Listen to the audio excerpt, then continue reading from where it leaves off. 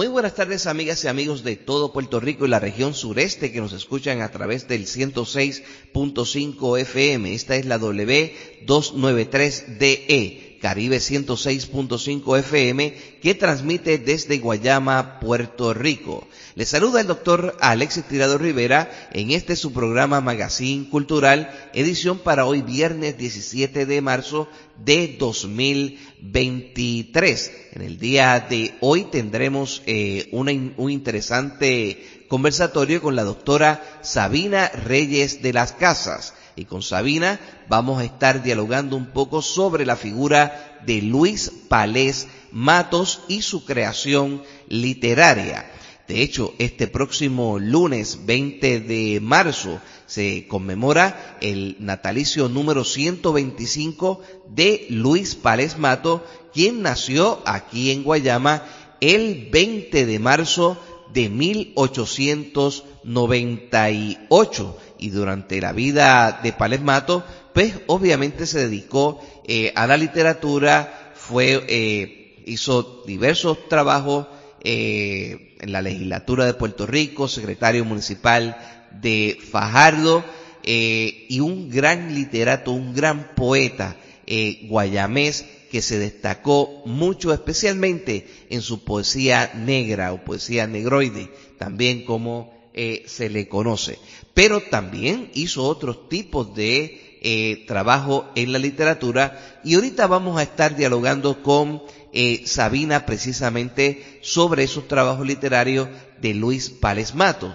De hecho, este próximo lunes 20 de marzo, el gobierno municipal de Guayama y la Universidad Interamericana de Puerto Rico conmemoran a Luis Palés Matos, y a las 8 de la mañana en la Plaza Pública Cristóbal Colón de Guayama, allí habrá la entrega de un arreglo floral a nombre de la ciudad, a nombre del pueblo de Guayama, a la figura de Luis Palés Matos, y esta actividad será frente al busto de Luis Palés Matos allí en la plaza. A las 9:30 de la mañana, en el recinto de Guayama de la Universidad Interamericana de Puerto Rico, se llevará a cabo un conversatorio donde estaremos conversando sobre la figura de Luis Palés Matos y lo que representa para nuestra historia y la literatura en Puerto Rico. Y en la tarde, el gobierno municipal de Guayama los invita a eso de las 3 de la tarde a darse cita allí frente al busto de Palés Matos en la plaza pública, donde habrá una lectura de poemas por parte de varios poetas de la región, y también culminará con un gran bombazo, todo en honor a Luis Palés Matos, que celebramos sus 125 años aquí el próximo lunes en Guayama. Pero antes de pasar con Sabina, yo quisiera hablar un poco del día de hoy, 17 de marzo, que se celebra el Día de San Patricio.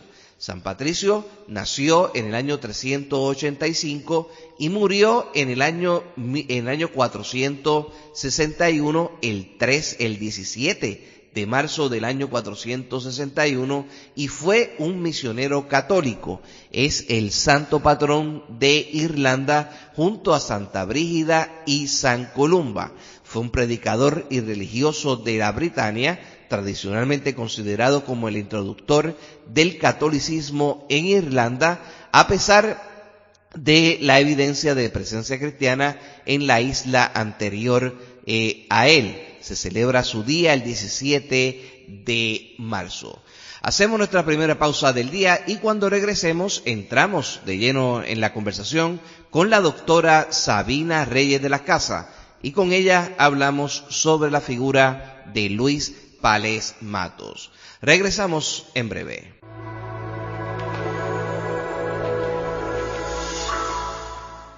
Ediciones Bayoán, Arte y Cultura, casa editorial dedicada a la difusión de la cultura puertorriqueña, brindando los siguientes servicios: curaduría editorial y diagramación de libros, agendas personalizadas públicas o privadas, edición de cuentos en diseños personalizados, restauración digital de fotos o documentos antiguos. Consúltanos o infórmate por www.edicionesbayoán.com o a info@edicionesbayoán.com. Ediciones Bayoán, Arte y Cultura se une a este programa con una aportación para fines culturales y educativos con el lema: quien conoce ama y quien ama respeta y protege.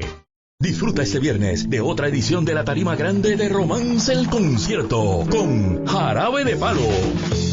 Este viernes a las 7 de la noche por Romance 92.1 FM HD3 en el oeste y en la zona metro por Romance 1520 AM y Caribe 106.5 FM. A las 8 de la noche disfrutas también de Romance el Concierto por QBS 870 AM y Radio Antillas 1130 en el sur. Búscanos también por la aplicación AI Live Network.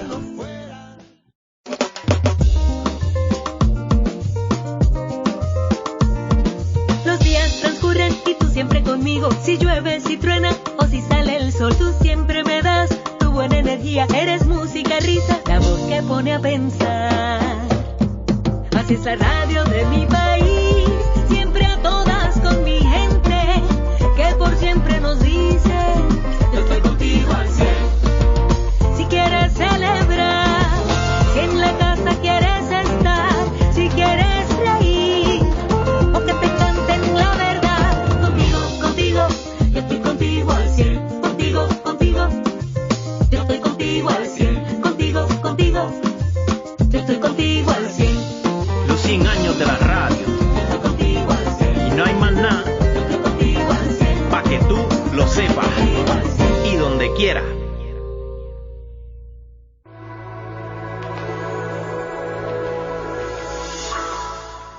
Regresamos nuevamente a este su programa Magazine Cultural, edición para hoy, viernes 17 de marzo de 2023. Y en la tarde de hoy tenemos la grata compañía de la doctora Sabina Reyes de las Casas. Sabina Reyes de las Casas nació en el municipio de Garafía, situado en el noroeste de La Palma, Islas Canarias. Allí pasa toda su infancia y adolescencia hasta que tuvo que salir de su tierra para continuar los estudios universitarios. Es graduada en español, lengua y literatura con premio extraordinario fin de titulación por la Universidad de La Laguna en el año 2016 y cursó el máster universitario en estudios hispánicos superiores en el año 2017 y el máster universitario en formación del profesorado en el año 2022. Es doctora en filología, estudios filológicos por la Universidad de Sevilla en el año 2022, con una tesis sobre la representación del imaginario nacional puertorriqueño en la obra de Luis Pález Matos, a la que el tribunal otorgó la calificación de sobresaliente cum laude y la mención internacional. Sabina es profesora e investigadora del Departamento de Didáctica de la Lengua y la Literatura y Filología Integradas de la Facultad de Ciencias de la Educación de la Universidad de Sevilla en España. Además, ha participado en congresos y tiene una vastas publicaciones, ¿verdad?, sobre distintos temas de literatura, especialmente enfocado algunos de estos sobre la figura de Luis Pález Matos. Sabina, buenas tardes y gracias por estar con nosotros en Magazine Cultural, edición para hoy viernes 17 de marzo. Muchas gracias a ti por esta presentación. La verdad es que me da un poco de vergüenza escuchar así resumido mi currículum, pero agradezco muchísimo la invitación porque tuvimos la oportunidad de coincidir en Puerto Rico cuando estuve ya haciendo mi estancia para mi investigación doctoral. Me alegra muchísimo haber vuelto a coincidir y volver a encontrarme con Pález y con Puerto Rico en esta tarde. Así es. De hecho, yo tengo que decirle a nuestro público que yo conocí a Sabina aquí en Guayama. Ella estuvo en Guayama en una actividad y para mí fue un placer inmenso conocerla porque vino a escuchar una ponencia que yo di precisamente sobre la figura de Pález Matos y Luis Muñoz Marín aquí en Guayama, para allá para el año 2018, fue esa, 2018-19, ¿verdad? 19, que fue esa presentación aquí en la Casa Palés de Guayama. De hecho, Sabina publicó o realizó su tesis doctoral bajo el tema Literatura e Identidad Nacional, análisis crítico de la obra de Luis Palés Matos, allá en el programa de doctorado en Estudios Filológicos en la Universidad de Sevilla, en España. Sabina, como tú sabes, este próximo lunes 20 de marzo es el natalicio 125 de Luis Palés Matos. Y Luis Palés Matos es una figura que ha sido muy estudiada en Puerto Rico y también a nivel internacional. Ahí vemos, ¿verdad?, reflejados los trabajos. Tú eres pues representativo del mismo. Cuéntanos un poco, háblanos sobre cómo tú llegas, en primer lugar, cómo tú llegas a la figura de Luis Palés Matos y qué te interesó dentro de todo ese espectro, ¿verdad?, que Luis Palés Matos trabajó como parte de la literatura y la poesía aquí en Puerto Rico. Bueno, pues esta pregunta me lleva un poco a lo personal porque al final mi historia con Palés viene de lejos, ¿no? El momento en el que conocí a Palés yo todavía estaba en la Universidad de La Laguna haciendo mis estudios de grado y ahí en tercer año estudiando la literatura de vanguardia, pues una magnífica profesora, Belén Castro, al verme tan emocionada cuando ella recitó unos versos de Tuntún de Paz y Grifería, vio mi interés, mi pasión, mi emoción por esos versos de Palés que me marcaron profundamente y me animó a hacer un trabajo de investigación pequeño, adaptado a lo que era un estudio de grado en aquel momento, sobre la figura de Palés Matos. Entonces yo empecé a leer a Palés, a investigar sobre Palés, pero era un trabajito de clase, ¿no? Una cosa pequeña para una asignatura, algo puntual, pero ya me quedé con Palés dentro, me trasladé a Puerto Rico en mi imaginación. Cuando terminé los estudios vine a Sevilla a hacer mi máster. Coincidí con la catedrática Trinidad Barrera, que es una estudiosa de la literatura hispanoamericana fundamental, y ella, pues casualmente, había sido la primera persona en editar a Palés en España, en el año 95, ¿no? Entonces tenía una edición de Tuntún y otros poemas, ella había estado allí, había estado también en Estados Unidos con Arcadio Díaz Quiñones, él se había relacionado con Puerto Rico y entonces me recomendó, me dijo, ya que tú has trabajado Palés, ¿no?, que estaba ya en mi imaginario, ¿por qué no sigues con Palés? Y yo dije que sí desde el primer momento, porque yo tenía claro que quería hacer literatura insular, o sea, lo tenía claro, como canaria, quería hacer una literatura insular y quería trabajar literatura hispanoamericana. Entonces me dijo Palés y yo dije sí, aunque luego me dio miedo, ¿no?, decir cómo voy a abarcar esta figura tan importante sobre la que han escrito críticos puertorriqueños tan importantes, ¿no? La edición de Mercedes López Baral, a quien tuve la suerte de conocer también durante mi estancia en la isla en 2019, ¿no? Entonces me dio un poco de vértigo, pero dije sí y me empecé ahí a ver qué necesitaba realmente para poder analizar a Palés, ¿no? ¿Qué tenía que conocer? La historia, la realidad puertorriqueña, que no se conoce. O sea, tristemente en España no se sabe casi nada de la historia de Puerto Rico que ha estado ligada a la nuestra, ¿no? Parece que en 1898 ya nos olvidamos. Entonces porque en el 98 se paralizó todo en el término de España. Y obviamente no hay una historia de 400 y pico de años, ¿verdad?, de presencia española aquí en la isla, en ese sentido. Claro, y parece que ya nos olvidamos de eso. Entonces, oye, exacto. Sabina, en términos obviamente de tu tema, tú trabajas el nacionalismo en los años 30, en la década de 1930. Ahí pues recordamos trabajos interesantísimos, no sé si tú pudiste, creo que sí, trabajaste las revistas, ¿verdad?, que se publicaron en ese entonces, los trabajos de, por ejemplo, Samuel René Quiñones, Pedreira, por supuesto, Insularismo, pero la revista Índice, que fue una revista sumamente importante de mucha denuncia en los años 30. Háblame un poco sobre ese asunto, obviamente, cómo tú vinculas a Palés en ese periodo del 30. Vale, bueno, es que Palés sin el 30 no se entiende, ¿no? O sea, no podemos leer a Palés ni entender a Palés. Lo que pasó en el 30, el tema de las revistas es muy, muy interesante y complejo en el caso puertorriqueño.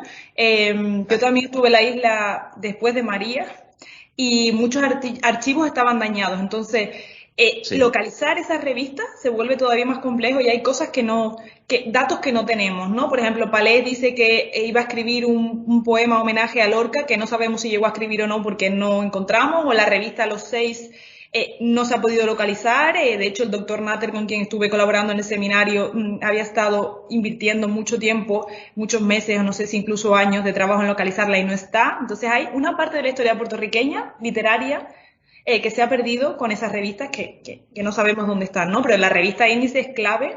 De hecho, se define a la generación del 30 como la generación índice, ¿no? Porque ahí se publicaron textos programáticos de la generación, igual que los ensayos son el género programático de la generación. Ahí se habla de realmente qué quieren, qué buscan. Y claro, si no entendemos los ensayos, si no consultamos esas revistas literarias, no podemos entender realmente qué es lo que perseguían. Y precisamente al empaparme de la historia y de esos textos representativos de la generación del 30, me fui dando cuenta de que Palés tenía una poética, o sea, unos textos poéticos literarios muy vinculados con un compromiso político. En esos momentos, después del 98, los escritores no pueden más que reivindicar la soberanía nacional por la literatura. O sea, Puerto Rico es independiente por la literatura, al menos, ¿no? Entonces hay un compromiso ahí político claro.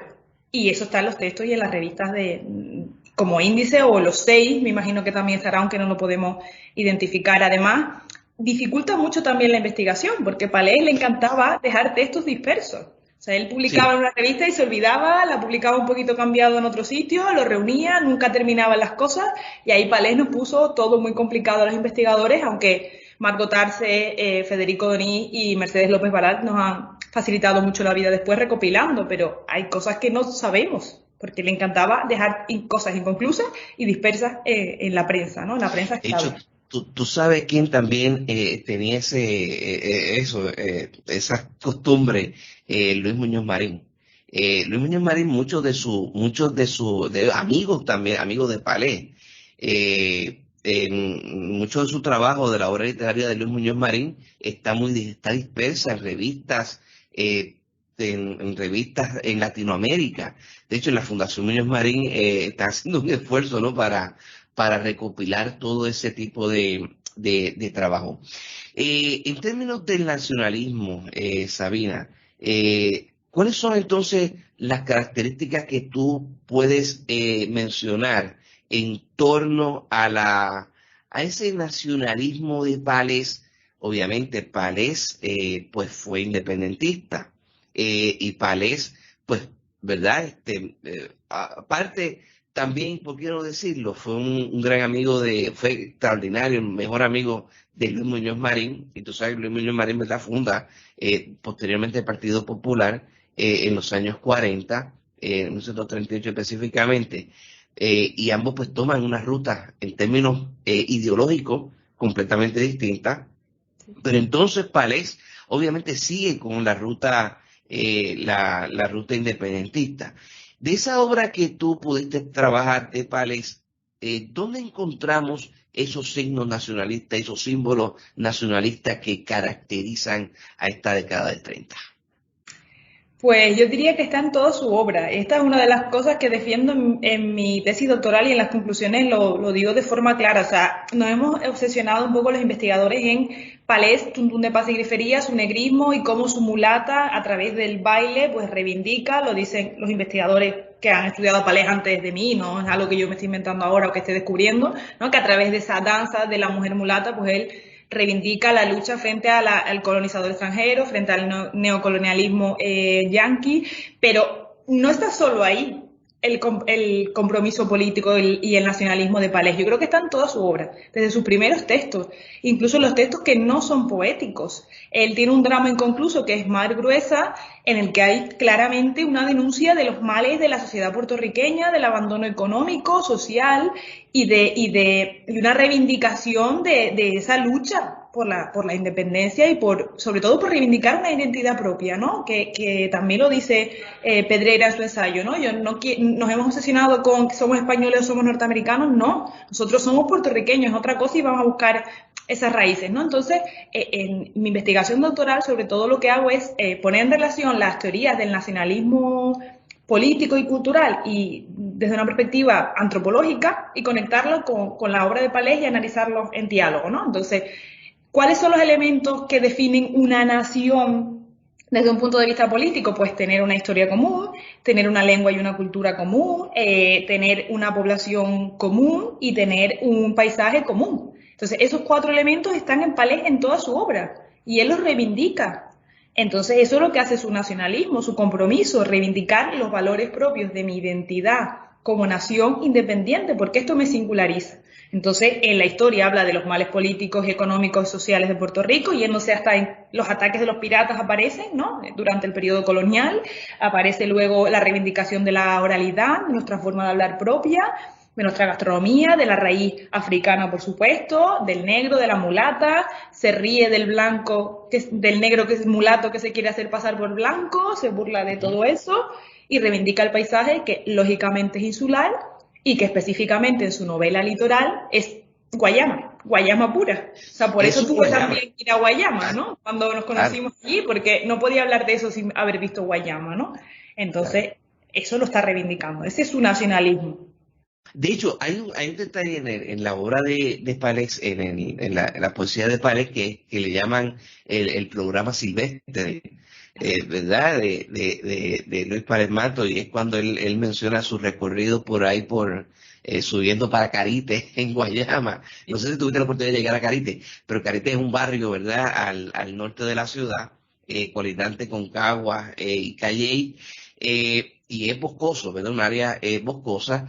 Y ciertamente ahí Palés pues nos recoge ese elemento, esa esencia de la naturaleza. Ahora que tú mencionas el Litoral, que es reseña de una vida inútil, según Palés, ¿verdad? Le titula a esa obra.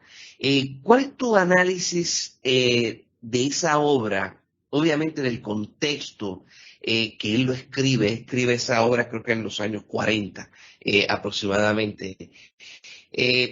Háblame un poco sobre ese contexto desde tu punto de vista como investigadora, en términos de la novela Litoral.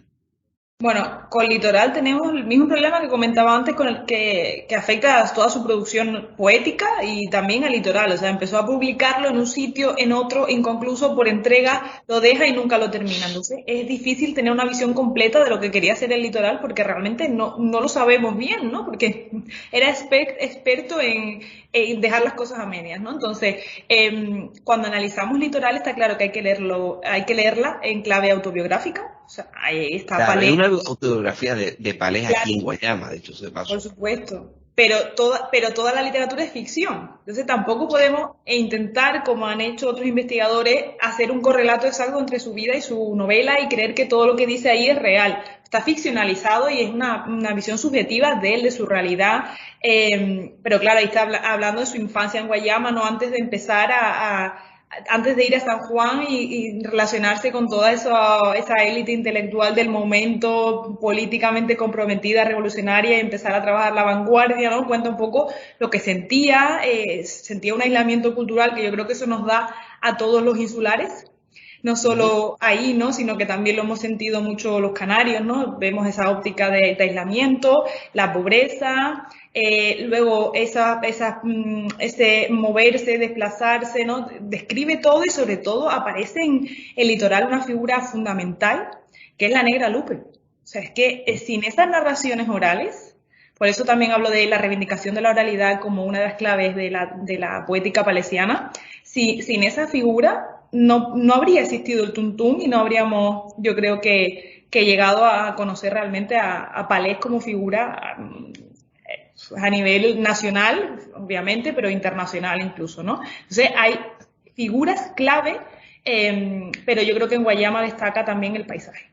O sea, es de su producción es quizás la obra en la que más vemos la importancia del paisaje insular, que está en todo, pero en Litoral destaca especialmente. Está casi todo en Litoral, básicamente. O sea, ahí él recoge todo de lo que es, ¿verdad? La esencia de lo que es la ciudad, lo que es la ciudad en ese momento, la ciudad viva, ¿verdad? Que la ciudad que le sirvió como base a él para entonces destacar. Oye, Sabina, en términos de obviamente, la década de 1930, de tu investigación, la relación entre José de Diego Padró y Luis Pález Matos, que de ahí entonces aparece el llamado diepalismo. Háblanos un poco sobre en ese contexto, ¿verdad?, literario del diepalismo. Claro, bueno, esa relación es especialmente compleja porque, claro, la polémica que suscita la existencia o no de una poesía antillana y de una poesía negra, que esa polémica se gesta y la conocemos a través precisamente de la prensa, ¿no? Que se van intercambiando publicaciones de si existe, no existe, es absurda esta poesía no tiene sentido, y ahí es cuando realmente Palés se enemista con de Diego Padró, ¿no? Porque no, o sea, a pesar de haber fundado juntos ese diepalismo, ese intento vanguardista que está en consonancia con el resto de las vanguardias europeas. En principio no tiene una gran diferencia, ¿no? De las vanguardias en Europa cambian la forma de concebir la literatura y eso también pues tiene su impacto en todos los países de América Latina y lógicamente llega también a Puerto Rico. Y entonces ellos experimentan, juegan con el lenguaje, se suman a ese movimiento, se suman un poco a las luchas reivindicativas obreras y encajan ahí, pero claro, cuando Palés sigue experimentando por el negrismo, ¿no? Que Palés es uno de los grandes autores, incluso yo diría que el pionero del negrismo, ¿no? Siempre dicen que es Guillén, yo en la tesis también digo, no, Palés ya estaba trabajando eso, no. Guillén es más conocido por otros motivos, pero Palés es importante también en el negrismo, pues eso no encaja con la forma de entender la vanguardia que tenía de Diego Padró y empieza una enemistad por lo literario, ¿no? Es verdad que mi investigación doctoral no se centra mucho en la biografía, o sea, no es una tesis biografista, no me interesaba analizar esas cuestiones personales, sino cuando tienen una repercusión en su obra, como es el caso de su infancia en Guayama. No se entiende el Litoral sin entender su vida, ¿no? Y la muerte de su padre, por ejemplo. Pero más allá de esos datos biográficos concretos, tengo que reconocer que no he profundizado en aquello que no tiene una repercusión directa en su producción. La polémica, por supuesto, de la poesía negrista, se sumó todo el mundo en Puerto Rico. O sea, yo creo que no quedó nadie en ese momento de los 30 que no tuviese algo que decir. Y de hecho, el archivo Luis Pález Matos del Seminario Federico Donís, toda esa documentación que tienen allí lo refleja, ¿no? O sea, fue un boom, una exaltación de aquí todo el mundo tiene algo que decir. Y yo creo que esa fue la gran ruptura entre de Diego Padró y Pález Matos, ¿no? O sea, no estaban de acuerdo. Viéndolo a la distancia, obviamente, de 2023, y claro, tú presentaste la tesis el año pasado sobre los estudios de Palés. Ese tribunal de defensa de tesis doctoral, al ver este trabajo que tú realizaste, ¿cómo notaron ellos? ¿Cuál fue la reacción de ese grupo ante los planteamientos que tú estabas haciendo? Porque tú estabas haciendo planteamientos muy directos, ¿no? Vinculando obviamente la figura de Palés en términos diciendo, bueno, Palés es mucho más, la poesía negroide de Palés es mucho mejor que otras poesías de otros autores. ¿Cómo ese comité, ese tribunal recibió ese planteamiento? Bueno, yo creo que cuando hacemos una investigación doctoral tenemos que ir con mucha cautela, ¿no? A lo mejor ahora lo estoy diciendo con mucha más libertad que en el momento de defensa del tribunal, que tienes que ir con un poco más de cautela. Ya iba con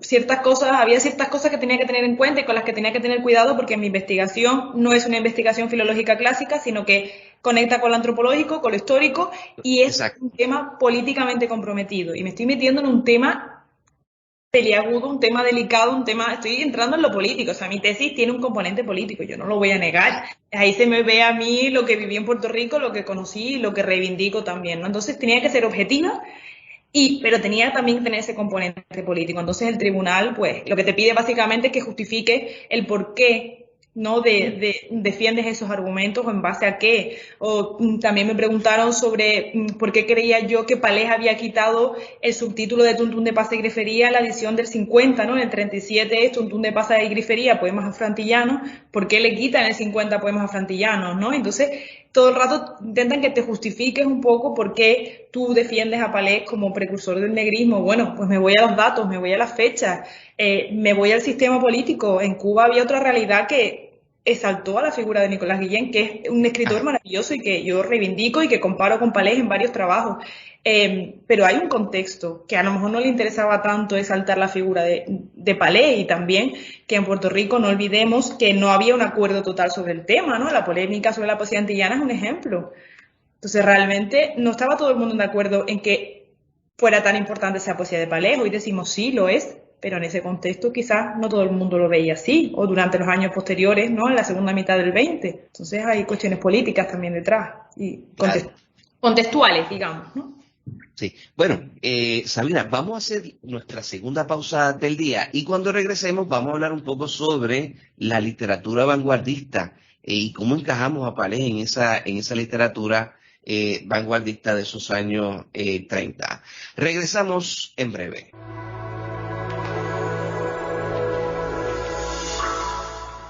Ediciones Bayoán, Arte y Cultura, casa editorial dedicada a la difusión de la cultura puertorriqueña, brindando los siguientes servicios: curaduría editorial y diagramación de libros, agendas personalizadas públicas o privadas, edición de cuentos en diseños personalizados, restauración digital de fotos o documentos antiguos. Consúltanos o infórmate por www.edicionesbayoán.com o a info@edicionesbayoán.com. Ediciones Bayoán, Arte y Cultura se une a este programa con una aportación para fines culturales y educativos con el lema: quien conoce ama, y quien ama respeta y protege.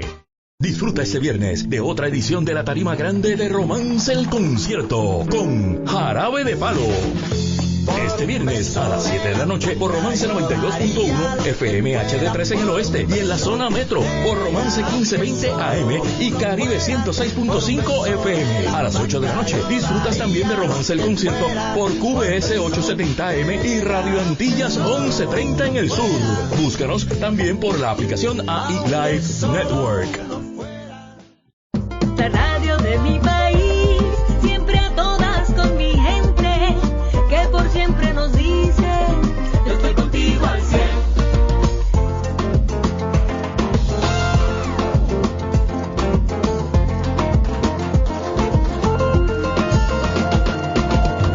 Contigo, yo estoy contigo al 100. Los 100 años de la radio. Yo estoy contigo al 100. Y donde quiera.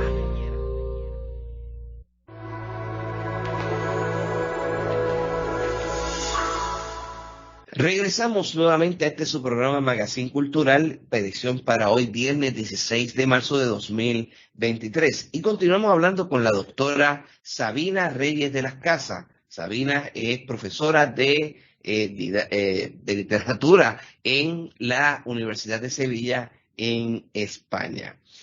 Sabina, en el segmento anterior tú me estabas comentando sobre la literatura vanguardista, ¿verdad? Sabemos que la literatura vanguardista es de finales de los 20 y durante la década del 30. ¿Cuáles son las características que definió esa literatura? Y cómo podemos obviamente encajar ahí a Luis Palés Matos como parte de esa literatura vanguardista, si es que hay alguna similitud? Bueno, claro que hay similitudes, porque al final la vanguardia implica cambio, sea, implica una concepción de romper con lo que se había hecho hasta entonces, un cambio en la forma de concebir la literatura, tiene que ver con los cambios que se estaban produciendo en la sociedad, tiene que ver con revolucionar el lenguaje y tiene que ver con las circunstancias políticas. Por lo tanto, esos elementos desarrollados de una forma un tanto diferente o con mayores similitudes están en Palés, o sea, eso es Palés. También se tiende a creer que la vanguardia, bueno, todos los movimientos literarios en general, ¿no?, llegan con retraso a Hispanoamérica, ¿no?, que primero se desarrollan en Europa y luego se desplazan, a excepción del modernismo, ¿no?, que vemos a Rubén Darío ahí como padre del modernismo, y que es el primer movimiento literario que hace el viaje inverso, ¿no? No es de Europa a América, sino de América a Europa, pero normalmente se dice que se desarrollan en Europa y que luego llegan. Claro, el Decamerón Negro y todo este tipo de textos, obras literarias, producciones, conferencias que se empiezan a desarrollar sobre todo en París, en este periodo que tú mismo has comentado, pueden viajar más tarde a Puerto Rico, pero esa realidad ya estaba allí. O sea, yo no necesito irme a una exposición en París para saber el componente africano que hay en mi cultura. Entonces ya se estaba haciendo vanguardia en esa línea antes de que se hiciera en Europa, ¿no? Y Palés está experimentando con el lenguaje, está trabajando sobre todo la oralidad, el uso de las onomatopeyas, antes o durante o simultáneamente, si queremos decirlo, ¿no? Entonces, ¿cuál es el problema? ¿Por qué tendemos a pensar que Palés experimenta con el lenguaje, desarrolla la poesía negrista posteriormente? Pues porque Palés, como ya he dicho antes, le encantaba publicar cosas dispersas y luego no se sentaba a reunirlas y a sacar un libro. Entonces, bueno, Federico Donís es una persona que yo creo que fue mucho detrás de él. Exacto. Trató de montar ese esqueleto, ¿verdad? Sí, claro, vio lo maravilloso que estaba haciendo, ¿no? O sea, y se preocupó de reunirlo y preservarlo para futuras generaciones, ¿no? De hecho, en una cita que yo incorporé al principio de mi tesis, es la cita inicial, ¿no?, que él dice que cuando conoció a Palés no se interesó por él, por lo moderno o lo antiguo que hubiese en su obra, ni lo negro ni lo blanco, sino porque en él sintió la presencia de una voz poética original. Entonces, eso es lo que a él le interesa, es un poco la línea que yo sigo en mi investigación, ¿no? Entonces, retomando la idea que quería decir, Tuntún de Paz y Grifería, Poemas afrantillanos, la primera edición, que empieza a anunciar como el Jardín de Tembandumba, le cambia el nombre 30 veces. La primera edición se publica en 1937. Pero es que esos poemas no son de 1937, no es que Palés empezase a trabajar la vanguardia en los años 30, ni que... No, es que los primeros textos son mucho antes, más de 20 años antes. Entonces ya estaba en la vanguardia y ya estaba el negrismo ahí. Y tampoco necesito irme a Europa para que me digan lo que tengo en mi tierra. Lo que pasa es que lo que él quería era reivindicarlo, pero ya estaba eso ahí.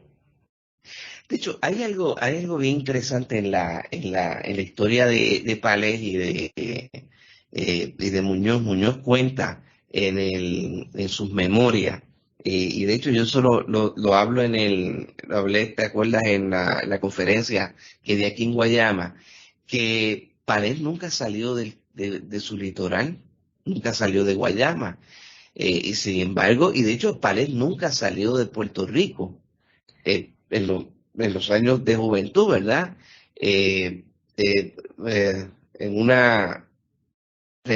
Se recuerda que Muñoz tuvo que engatusarlo, como dicen, con los amigos para montarlo a un barco, para llevarlo aunque sea allá a mirar el Caribe, ¿verdad? A ver el Caribe. Y eso pues para él fue interesante, pero hay una anécdota que él sale de Ponce, del puerto de Ponce, y llegan y llega al puerto de Mayagüez, ¿verdad? Se fue su gran viaje, una cosa interesantísima. Pero a lo que iba, en términos de lo que se establece obviamente en esa poesía negroide y en esa poesía antillana, porque él incorpora al Caribe, él incorpora lo que son obviamente la esencia esa del Caribe. El Caribe para él era algo, tú lo ves como algo imaginario, porque él no lo había visto, o era algo que él lo sentía, de acuerdo a tu investigación y los estudios que tú has hecho de la literatura de él, en ese sentido. ¿Cómo tú lo ves obviamente a la distancia y de acuerdo a los estudios que tú has hecho con Palés? ¿Cómo él veía esa ese Caribe?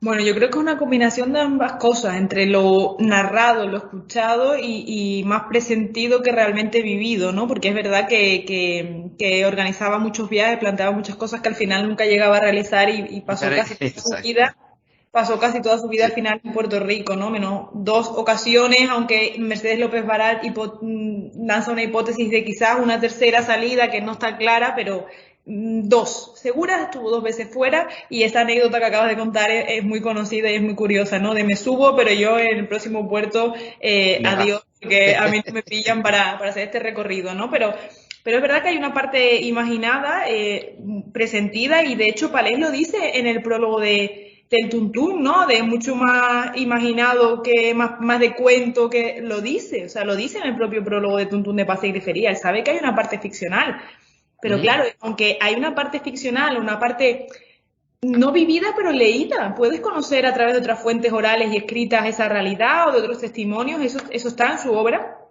Y creo que no le resta valor, o sea, que sea un contenido ficcional, que en la literatura, vuelvo a existir, es ficción. El hecho de que sea un contenido ficcional no le resta valor o calidad a su obra. Además, los elementos que él define, los elementos que él utiliza como claves del imaginario nacional puertorriqueño y de un imaginario insular y caribeño, antillano, ¿no? Como comentabas también, los podemos rastrear en otros autores. O sea, no están solo en Palés, están en otros autores puertorriqueños, están en autores cubanos, están en autores de Martinica, Guadalupe. O sea, el siguiente paso también que me planteaba la investigación era hacer un estudio contrastivo más allá de lenguas, ¿no? Esta propuesta era más allá de géneros, comparando poesía, teatro, narrativa, ¿no? O prensa.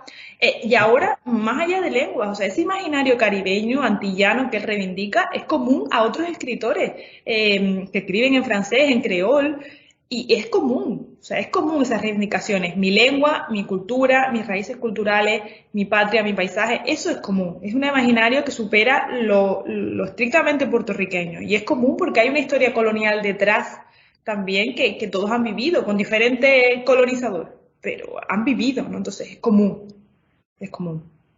Claro. Oye, cuando tú hablas de la onomatopeya, vamos a ilustrar a nuestro público. ¿Qué es la onomatopeya? Esa es parte, de verdad, es parte de la poesía, ¿cómo se dice? Un género.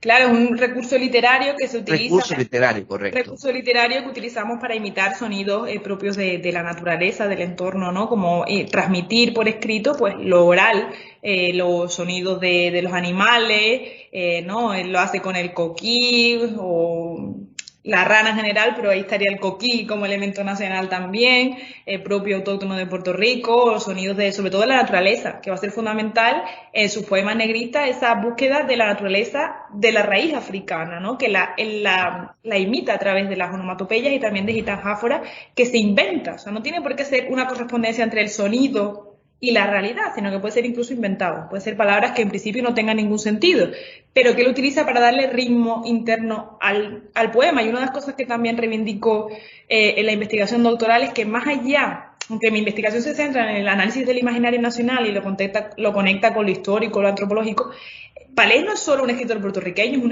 escritor universal. Y él tiene una poética, tiene temas universales, o sea, él habla del amor, de la muerte, del hastío, y utiliza técnicas y renueva la poesía, o sea, más allá de su imaginario puertorriqueño. Entonces él empieza a trabajar con eso, con ese uso del lenguaje para destruir la poesía y crear algo nuevo, ¿no? Destruir, renacer como el ave fénix. Entonces utiliza la onomatopeya, esa imitación de los sonidos propios de la naturaleza, del entorno, y también la gitanjáfora, que es mi invento incluso cosas, ¿no? En los poemas vanguardistas lo hace claramente. Interesante está ese detalle. Oye, Sabina, a mí se me ocurre una pregunta, a lo mejor tal vez una pregunta que tú dirás, pero no tiene sentido. Pero es interesante, tú eres de las Islas Canarias, tú eres natural de Islas Canarias. Y la Canaria obviamente está cercana a África, a la costa noroeste de África. En las Canarias, ¿hubo algún movimiento parecido a estos que hubo en Puerto Rico, o algún autor o escritor que haya entonces trabajado la parte de la negritud? Vale, la historia de la literatura canaria difiere en muchas cosas de la historia de Puerto Rico, porque nosotros somos la única, yo siempre digo, esto también es político, no puedo evitar serlo, lo siento, Canarias es la única colonia nunca independizada del imperio, ¿no? Claro. Entonces realmente nosotros es que nosotros nos hemos asimilado 100%, digamos, ¿no? O sea, nuestra raíz cultural es común al territorio español, o sea, somos territorio español y nuestra raíz es esa. Entonces, esa experimentación, esa búsqueda de la raíz africana no está. O sea, a veces es un poco triste porque parece, se está reivindicando el Campus África desde Canarias, pero a veces parece que vivimos alejados de esa realidad que hay en África más allá de los problemas migratorios, ¿no? Y parece que no existe eso para nosotros. Sí que se está empezando a trabajar en la literatura más reciente, diría yo. O sea, no establecería una correlación en el momento en que Palés está creando su escritura de vanguardia. O sea, claro que hay modernismo y hay vanguardia en Canarias, sobre todo modernismo, autores buenísimos que reivindican el paisaje insular. De hecho, algunas de mis publicaciones hacen dialogar la poesía modernista de Palés con la poesía modernista canaria, ¿no? Y hablan de esa poética insular en todos los autores, cómo se enfrentan al mar, cómo entienden el mar como parte del paisaje. Esos diálogos son posibles, pero el componente negrista vinculado a la vanguardia, por lo menos yo no lo he localizado, no sé si hay algún autor que no conozco, que se me escape, pero no es una realidad, porque no tenemos este pasado común. O sea, que sí hay, por ejemplo, con las antiguas colonias francesas. Ahí se ve esa raíz africana, está. Y ahí sí hay un vínculo. Nosotros nos uniría más el paisaje, la décima, el componente oral, ¿no? Con los versadores, la décima, eso sí lo tenemos en común. Y me es fundamental también, Palés escribe décimas y reivindica la décima y el componente oral y el jíbaro, no solo reivindica el negro. O sea, en su definición de la población de Puerto Rico, otro error es creer que solamente reivindica el negro, la mujer mulata, no, reivindica el jíbaro también. Es que Puerto Rico es muy diversa. Y Palés reivindica todo, en su definición de la nación caben todos. Por eso me frustra un poco, ¿no? Que solamente se conozca la poesía negrista de Palés, porque es mucho más que eso. Entonces, es verdad que ese ritmo no está. De hecho, a Litoral hay que volverlo a mirar nuevamente, porque Litoral ahí, ahora que tú mencionas ese detalle es bien interesante, ¿no? Porque él habla del jíbaro puertorriqueño, ¿verdad? En gran parte de su expresión literaria. Y de hecho, en Litoral, él habla de Don Frutos López, ¿verdad? Que es aquel señor campesino de Carite, que entonces él lo acoge allí en su casa en Carite cuando él iba a ser de maestro. De maestro, en uno de sus múltiples oficios, ¿no? En uno de sus múltiples oficios. Exacto, que hay que recordar que Palés, aparte de ser obviamente un gran poeta, Palés fue maestro, Palés fue secretario municipal de Fajardo, Palés fue hasta sargento de armas o macero de la Cámara de Representantes. Taonero. Yo tengo una edición allí cuando estuve en Puerto Rico, dedicada por Palés, en recuerdo de cuando fui tu taonero. O sea, Palés de todo. Cosa. O sea, era un personaje muy diverso, ¿verdad? Se diversificó mucho, se reinventó mucho, ¿verdad? Dirían hoy día, en la vida. Y es un detalle bien importante. Oye, en términos, claro, la cuestión de esa parte del jíbaro, y claro, la relación de Puerto Rico con las Canarias, pues es interesantísima, porque los canarios vinieron mucho a Puerto Rico, se concentraron acá en la parte sur, mayormente de la isla, en los cultivos de caña de azúcar y cultivos de café, también posteriormente.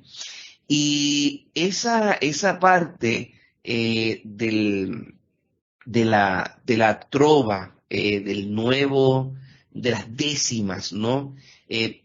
Te pregunto, ¿verdad? Algo que tú nos puedas decir, ¿Palés compuso trova? O sea, algún tipo de trova en estos años. realmente Palés sí escribe décimas, pero claro, décimas escritas que sobre todo están dedicadas al jíbaro de la montaña, ¿no? Y a la mujer jíbara, que de hecho en esa mujer jíbara vemos muchos rasgos prefigurados de lo que luego será su mulata en ciertos movimientos del cuerpo y expresiones, o reivindica esa identidad del jíbaro, de la mujer jíbara, su forma de hablar, y alude desde el punto de vista del contenido a lo que es la trova, la improvisación, está ahí. Si improvisó décimas, eso no está por escrito, porque sabemos que el género se caracteriza precisamente por la improvisación y por quedar en el momento, ¿no? La rapidez con la que responde, ¿no? Esos diálogos tan maravillosos que además en Canarias tenemos a gente como Yeray Rodríguez y en Puerto Rico Omar Santiago, o sea, todo Roberto Silva y un equipo de trovadores y de nuevas generaciones también de trovadores y trovadoras, que es un género fundamental en Puerto Rico, pero Palés se ocupa sobre todo de la parte escrita, ¿no? Entonces reivindica el género, pero si lo cultivó o no lo cultivó, yo dudo que no en algún momento no improvisase alguna décima con los compañeros en las tertulias en San Juan, ¿no? Lo dudo mucho que no saliese. Exacto. En San Juan y aquí en Guayama, en la tertulia del Café de París. Exacto, de parte del Hotel París. Sabina, ¿cuándo tendremos la publicación de este trabajo? Bueno, pues ahora mismo está pasando un proceso de revisión, una versión revisada de esta tesis doctoral, y espero que a lo largo de este año pueda ver la luz y ojalá poder ir a Puerto Rico a presentarla. Y además no solamente tengo el reto, ¿no?, de publicar lo que es la investigación doctoral en sí, sino que mi gran reto personal es en algún momento editar una antología de Luis Palés Matos, porque yo creo que al final lo importante, ustedes en Puerto Rico saben quién es Palés, pero yo creo que debemos editar una antología accesible para todo el mundo y que el público en general sepa la importancia de una figura clave en la literatura insular puertorriqueña, pero en la literatura hispánica en su conjunto, ¿no? Es una figura local y universal al mismo tiempo, y ese es mi objetivo. Se me ocurre, ¿cuáles son las grandes aportaciones de Palés a esa literatura universal? Desde tu punto de vista. La clave es lo que él hace en las vanguardias. O sea, ese movimiento negrista, o sea, aunque reivindique toda su poesía, para el conjunto de las letras hispánicas, la poesía negrista es lo más importante que Palés hace, ¿no? Ese uso del lenguaje es clave para el conjunto de las letras hispánicas. Y luego ya, si analizamos toda su poesía, lo que es la evolución, porque es un autor que cultivó todo, o sea, él no se estancó en un movimiento, sino que empieza con textos modernistas, avanza al posmodernismo, avanza a la vanguardia y atraviesa todo. Entonces es una figura que con un solo autor podemos ver la evolución del movimiento, de los movimientos literarios, ¿no? En ese, o sea, que no se quedó, y es interesante, importante, no se quedó en un solo movimiento, sino que evolucionó con el pasar, obviamente, del tiempo, en consecuencia que iba madurando, obviamente, su literatura y su poesía. Sí, claramente. Bueno, Sabina, gracias por estar con nosotros en Magazine Cultural, edición para hoy viernes 16 de marzo. Un placer inmenso que haber estado conversando contigo en la tarde de hoy, que nuestro público pues haya disfrutado de esta conversación sobre la figura de Palés Matos y la importancia, ¿verdad?, de este gran poeta y autor puertorriqueño. Gracias, Sabina, por decir presente. Gracias a ti por la invitación, gracias a todas las personas que nos han escuchado. Para mí ha sido un auténtico placer poder hablar de Palés y ojalá pronto pueda hacerlo también en Puerto Rico. Muchas gracias. Te esperamos por acá, por Guayama también. Bueno, gracias. Agradecemos a la doctora Sabina Reyes de las Casas por esta interesante conversación. Los dejo con Majestad Negra, un poema de Luis Palés Matos, declamado por la voz de otro guayamés, Leopoldo Santiago Lavandero. A las 7, Romance el Concierto. Fueron mis directores técnicos José León y Conchi León en el 106.5 FM. A las 8, música variada hasta la madrugada. Que tengan todos buenas noches, buen fin de semana.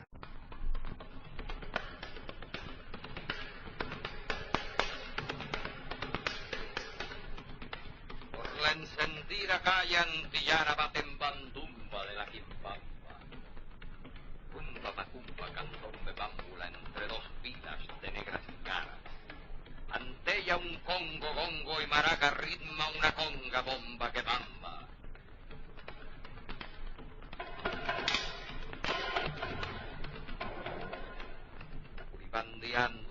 avanza, y de su inmensa grupa resbalan meneos cachondos que el gongo cuaja en ríos de azúcar y de melaza.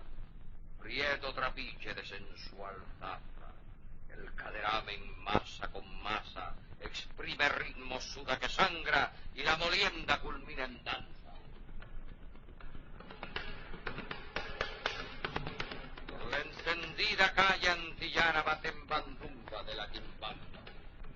Tumba macumba candombe bámbula entre dos pilas de negras caras.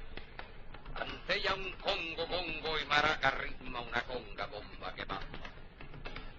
Flor de Tortola, rosa de Uganda, por ti crepitan bombas y bámbulas, por ti en calendas desenfrenadas que valantilla su sangre ñáñiga, Haití te ofrece sus calabazas, fogosos rones te da Jamaica, Cuba te dice, dale mulata, y Puerto Rico, melao, melamba. Sus mis cojolos de negras caras, tronad tambores, vibrad maracas, por la encendida calle